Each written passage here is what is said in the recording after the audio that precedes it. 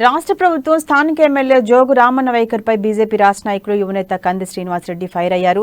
ఆదిలాబాద్ జిల్లా కేంద్రంలోని ప్రజాసేవా భవన్లో వివిధ గ్రామాలు, పట్టణాల్లోని పలు వార్డుల నుండి వచ్చిన మహిళలతో ఆత్మీయంగా భేటీ అయ్యారు. ప్రభుత్వం ద్వారా ఏమైనా సంక్షేమ పథకాలు అందుతున్నాయా అంటూ ప్రశ్నించారు. ఏ ఒక్కరినైనా డబుల్ బెడ్రూమ్ ఇళ్లు, పింఛన్లు వస్తున్నాయా అంటూ అడిగారు. కేవలం మాటలతోనే కాలం వెళ్లదీస్తున్నారని, ఎమ్మెల్యే గాని ప్రభుత్వం గాని ప్రజలకు చేసిందేమీ లేదని మండిపడ్డారు. వారికి సరైన సమయంలో సరైన బుద్ధి చెప్పాలని అన్నారు.